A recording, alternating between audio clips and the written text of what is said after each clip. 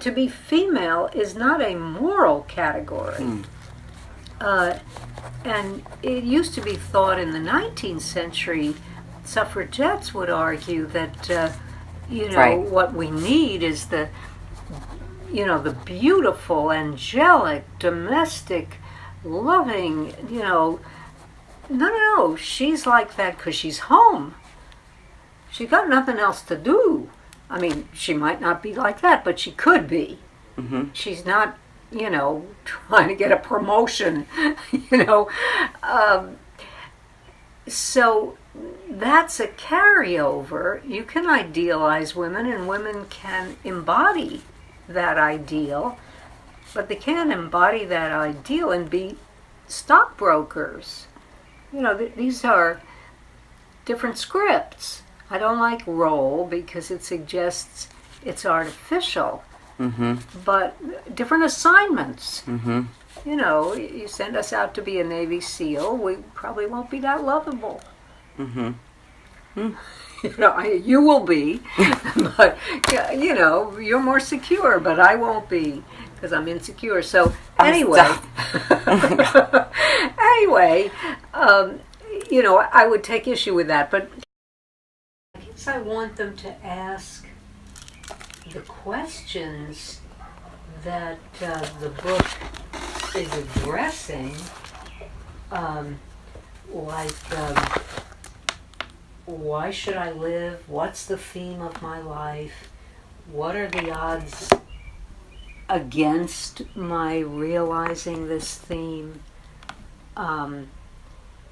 Your life has a tune, it has a particular kind of musical set of notes as you go along.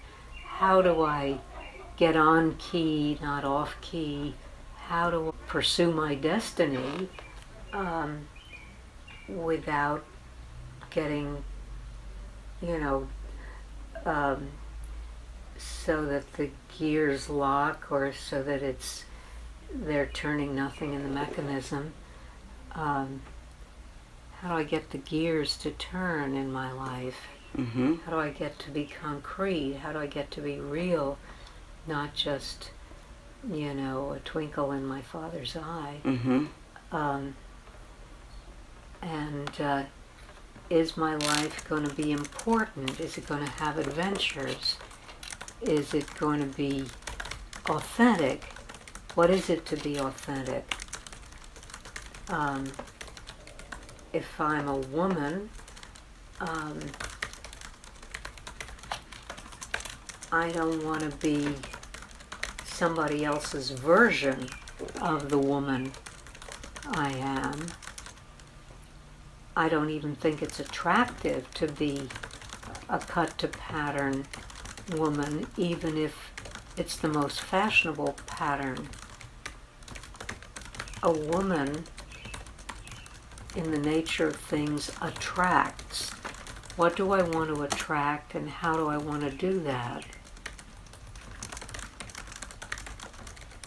I don't want to pretend to believe that being a woman is a social construct, but there are ways in which women are pushed around and exploited that are made possible because of unequal power, and I don't want to be pushed around or exploited. At the same time, if you want to attract, it's very easy to be taken advantage of. Mm-hmm. Again, you feel that women are in the same guild, they have a certain potential for solidarity, but you know that it seems that what women want is scarce goods, and therefore there's a competitive side to female relations. How does that work? Mm-hmm. I don't know that, I guess Confessions deals busy with that.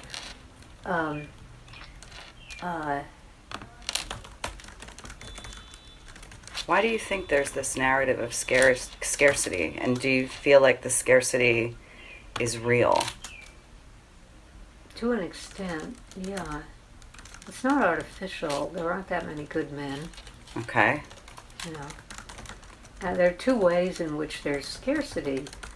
One, and this feminism has changed, but it wasn't changed in Confessions, and it's one of the things I make explicit as kind of the dirty secret.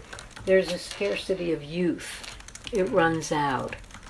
And women are terribly aware of this hourglass draining.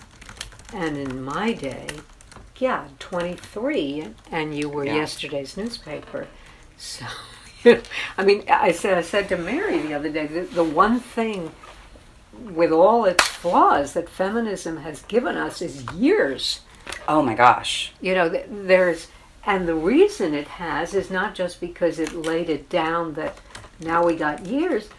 As soon as women have things on their brains besides this biological basic, their appearance fills out and gets the interest with the years that male appearance has, and for the same reason. Or at least potentially. Note this would be a good piece to write. Oh, really? Oh, yeah. Mm-hmm. That's interesting. Oh, totally. Yeah. Yep. You know, in my day, you didn't mention it, except that in Little Women, there's a chapter where Jo decides that she's going to be an old maid. Mm-hmm. And I think Louise May Alcott spells it out. Mm-hmm. She says, you know, at 23, women say this or that to themselves. At 25, they say, and she changes it a little bit, at 30, they stop talking about it and realize that at least they can be somebody's aunt. And, you know,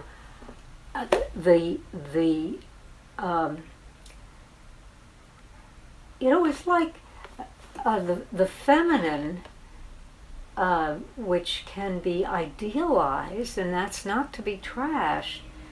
You know, I've gone deeper into the book about Regina, and also a long biography I'm on now about him. It's not to be trashed at all, but it's very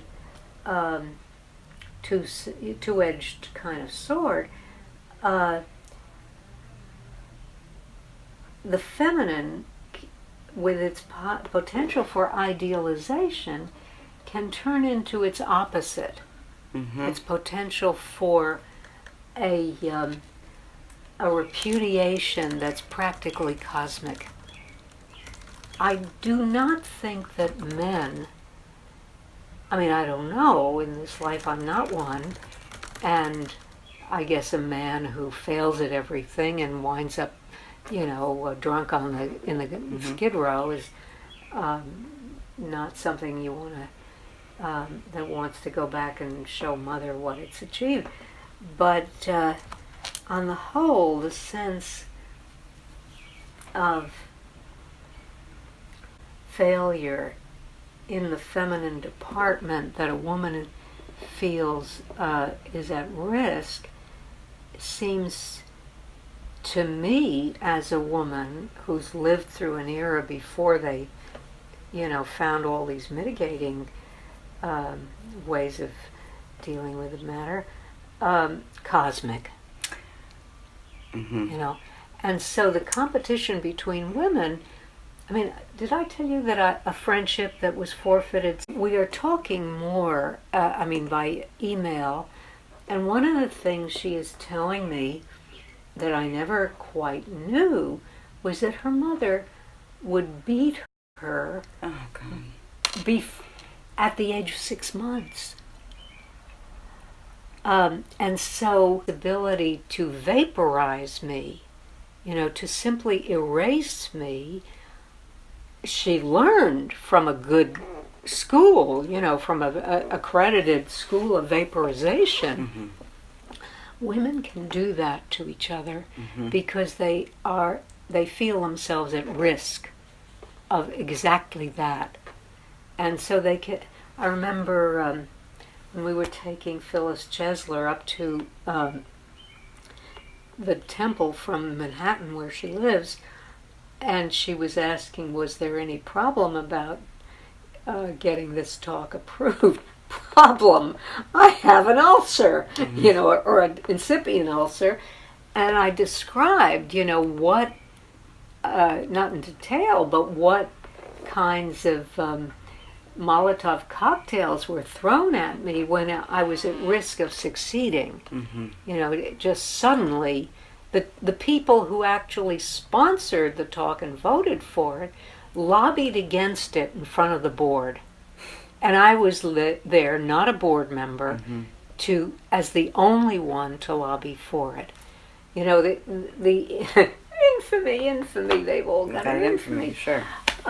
So, as I described that, Phyllis, who has a higher degree in psychology, talked about how women can hurt each other. Okay. And so that, because of scarce goods, they can. So that's right. So that returns to the question. So I was asking you, where is the scarcity? And you talked about the scarcity of youth. Youth, and the other is of good men. Anais Nin was both. She's a very feminine woman.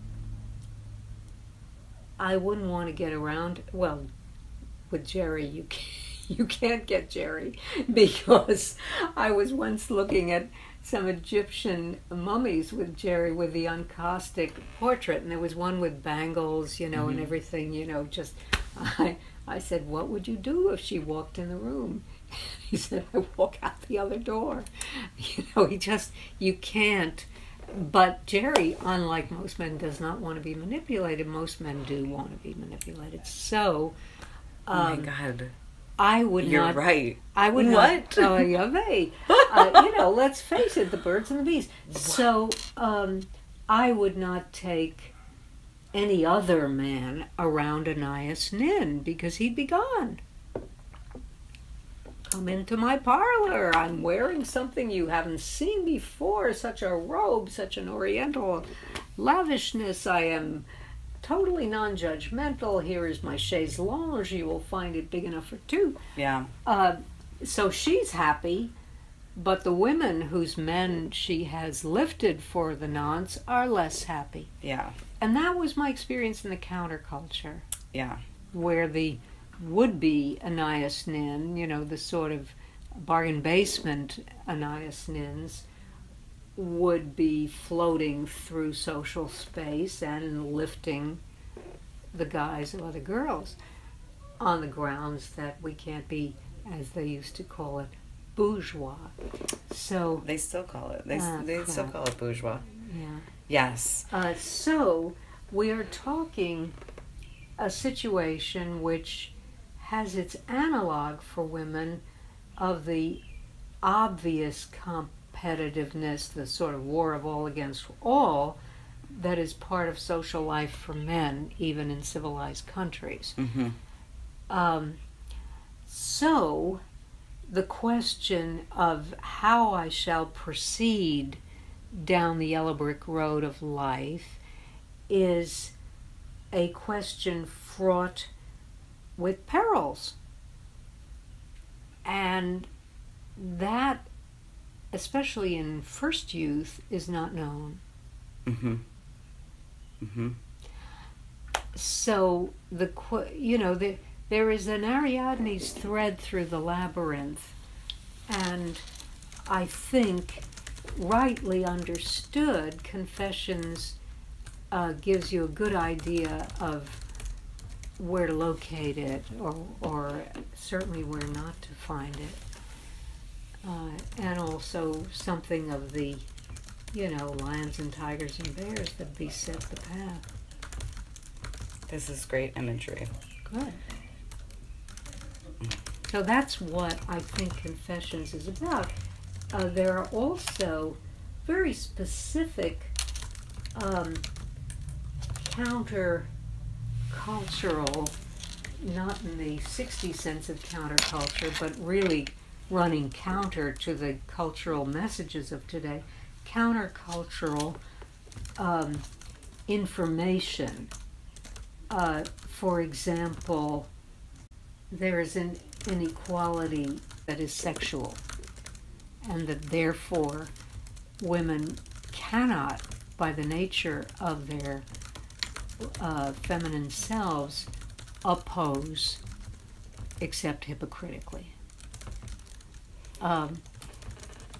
And, you know, to wax moral and indignant about this asymmetry confuses everyone and pleases no one.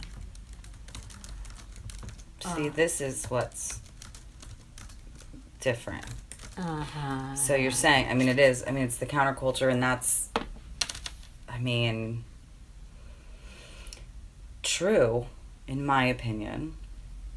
But everything that's being taught, even in graduate programs, and, you know, I've been out of the game for only 5 years, but had a focus on gender and gender studies and philosophy, you know, through the lens of literature, of course. But everything that's being taught is that, you know, the opposite of this. It's just bullshit.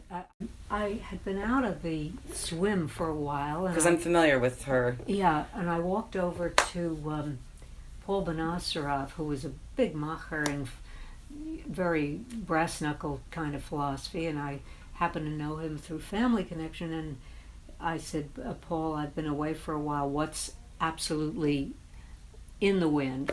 So he said, well, they're talking about, you know, sex and gender over in that huge hall. Mm-hmm, and so there's Martha saying, and nobody was daring to contest it, that sex and gender are social constructs. Right. And I didn't dare to contest it either. Who wants to get spitballs thrown at you? You know, all right. And I was wondering, as she was doing this, who does your hair? And then, there being an intermission time, I went out for lunch alone to a local diner. Mm-hmm. And I'm sitting there, and in the booth, just catty corner, just across from mine on the other side of a aisle, is sitting two huge, bulky Southern men. This must have been in Atlanta. And they're little women, each one paired with her giant. And the two bulky men were talking about hunting and fishing and other forms of legal killing. And the two women were talking about nothing. They were sitting there so as not to get their heads flattened with one of these large paws. There are two opposites to what I'm offering. Yeah. One is your basic postmodern, totally a la mode woman for whom sex is gender and gender is a social construct, and you just change the grammar and end of story. And there are women in that walk of life, and they are creating offspring, and so that's what is almost the mainstream of a certain stratum, the opinion shaping mainstream right now. On the other side, and I must say my blog both is aware of these two types, yes, and tries to address both. Mm-hmm. On the other side are women I know because they are the evangelicals who came to the pro-Israel events. Evangelical woman and her daughter. You know, yes, and I don't want to lose either constituency, and it's quite a tightrope.